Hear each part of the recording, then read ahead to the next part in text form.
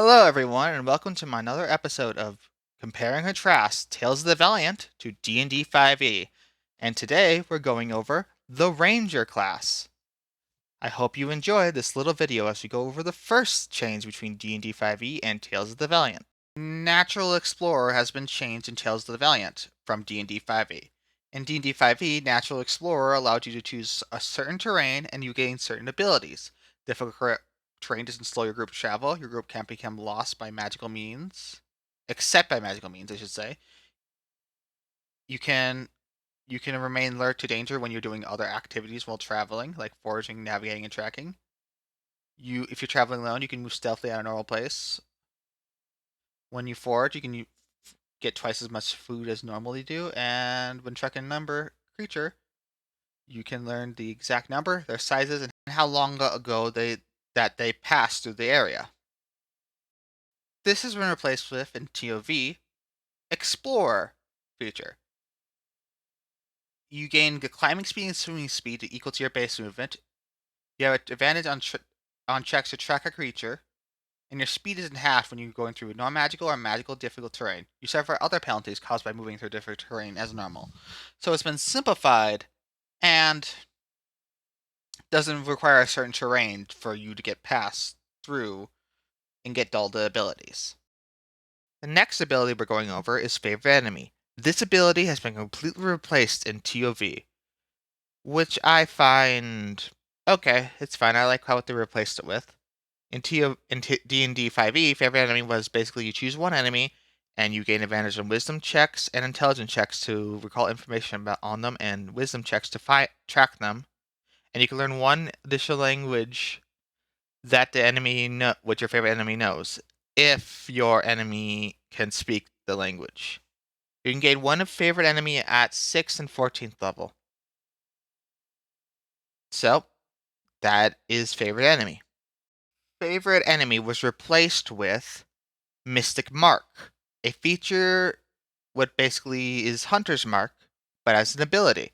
So when you hit a creature with attack roll, you can mystically mark it as your favorite quarry. The creature marked remains marked for 1 minute until you choose this feature to mark a different creature, or until you become incapacitated.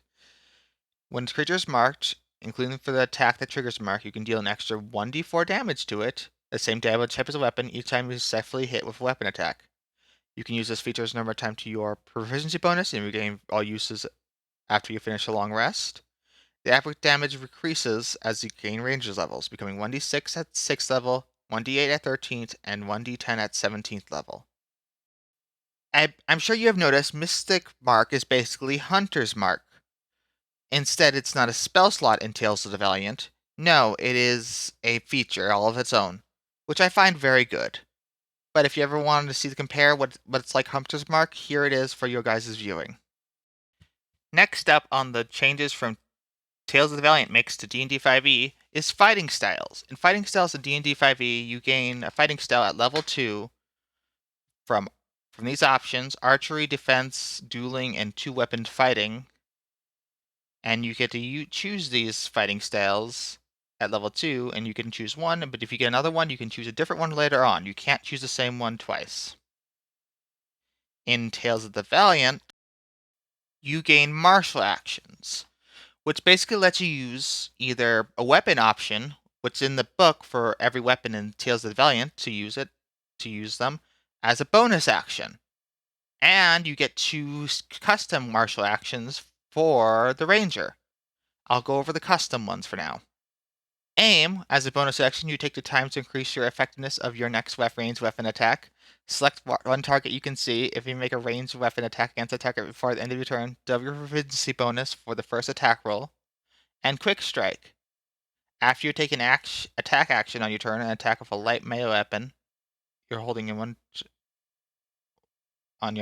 hand, you can use your bonus action to make two attacks with a different light weapon that you're holding with the other hand, instead of one attack typically guaranteed via two-weapon fighting. Don't add your ability modifier to the damage of these additional attacks unless the modifier is negative. So those are the abilities you gain instead in Tales of the Valiant. A feature that has been straight out taken out in Tales of the Valiant is Primal Evil Awareness. Beginning at 3rd level, you can use an action and expend one Ranger spell slot to focus your awareness on the region around you. For 1 minute per level, your spell slot extended, you can sense when the following types creatures are present within 1 mile of you, or up to within 6 miles in your favorite terrain. Aberrations, Celestials, Dragons, Elementals, Fae, Fiends, and Undead. This feature doesn't reveal the creature's location or number. This feature has been straight up removed in Tales of the Valiant. A feature that is only in Tales of the Valiant is Empowered Mark. Your instincts have sharpened, granting you a supernatural awareness of your quarry. When a creature is marked by your mystical mark within 60 feet of you, you know its exact location and can't be granted advantage on attacks against you as a result of being invisible or otherwise seen. In addition, when you attack a marked creature within 60 feet of you, the inability to see it doesn't pose disadvantage on your attack rolls against it. The next feature to be changed in Tales of the Valiant, what was in originally D&D 5e, is Landstride, which allows you to move to difficult terrain and costs you no extra movement. You can also go through magical plants without being slowed by them, such as the Entangled spell. This has been replaced by Stalker's Step, a 9th level ranger feature. When you're in dim light, darkness, or lightly obscured or heavily obscured by foliage, mist, or under some kind of natural phenomenon, you can use your bonus action to magically become invisible, along with any equipment wearing or carrying, until the start of your next turn. Invisibility ends early if you attack or cast a spell. You can use this feature a number of times as your proficiency bonus. This is a really cool feature to be able to turn invisible, and make people use, well, dim light or darkness or lightly obscured or like hidden areas more. Just something I thought was really interesting. At level 10, originally in D&D 5e, starting at 10th level, you can spend 1 minute to camouflage yourself. You must have access to fresh mud, dirt, plants, soil, or other natural occurring materials with which you camouflage. Once you camouflage this way, you can try to hide by pressing yourself up to the solid surface, such as a tree or wall, that is at least as tall and wide as you are. You get a 10 plus bonus to dexterity self check as long as you remain there without moving or taking action. Once you move and take an action or reaction, you must camouflage yourself again to gain this benefit again. Interesting feature. I don't know how much I would use this in a normal D&D game, but I thought it was really interesting. In Tales of the Valiant, this has been replaced by Heroic Boons. One of my favorite features in Tales of the Valiant. Every class gets this at level 10, where you get to choose between 2 abilities, and you get to choose which one's best. But you only can choose one for your character. Path of the Predator. When you roll initiative, you can expend one Mystic Mark to automatically mark your creature you can see. No action required. No attack required. In addition, if your marked creature is 0 hit points, you can use your reaction to transfer the mark to a different creature you can see within 60 feet of the original target. Or Path of the Sage. You learn 2 cantrips of your choice from the Primordial Spell List. You can learn 2 rituals of spells of your choice from the Primordial Spell List. Both rituals must come from the circle you have spell slots for, as shown as a ranger progression table, and rituals don't count against your total number of spells known. And basically, you either get some more spells or rituals, or you get a new ability for your Mystic Mark. This is a cool ability. I don't think it's good enough for a heroic boon, honestly, though. Maybe Path of the Predator, but maybe not.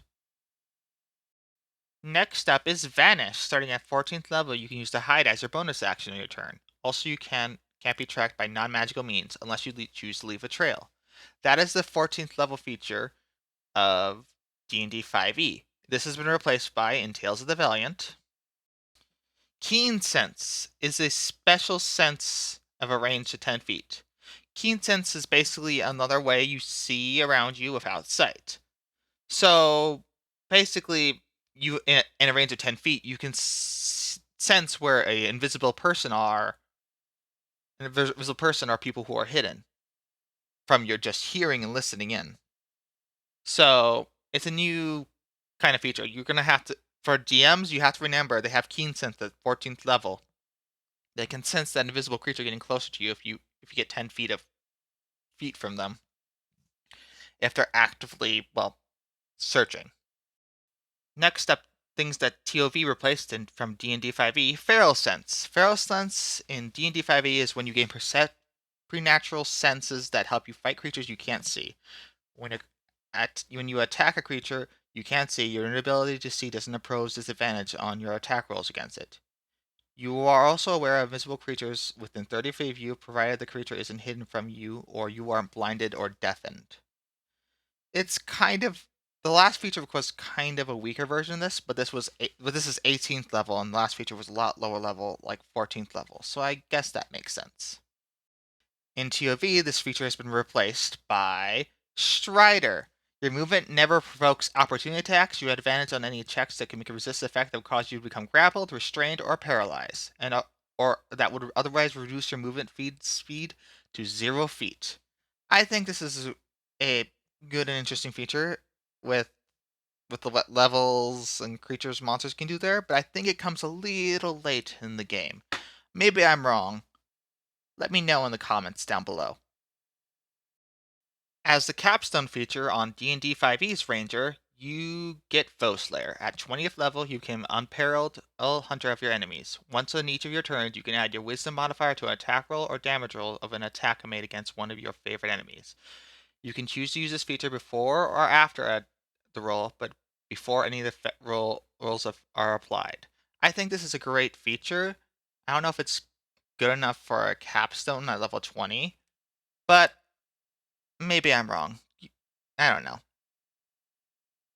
And this has been replaced by, in Tales of the Valiant, something very similar. Epic Boon on Tales of the Valiant is a Foe Slayer. You can add your Wisdom modifier to either your attack roll or damage roll of each of your attack you made against a creature marked by a mythical mark this turn. So I think this is a little more limiting in Tales of the Valiant, because you have to have it mythically marked and not just any enemy you attack during your turn. Not too different, but I thought I'd just mention it anyway the same. Anyway, that's all the features of the Ranger would have been changed in Tales of the Valiant. Hello everyone, and thank you for watching my video. If you liked the video, like and subscribe. Hope to catch you all later.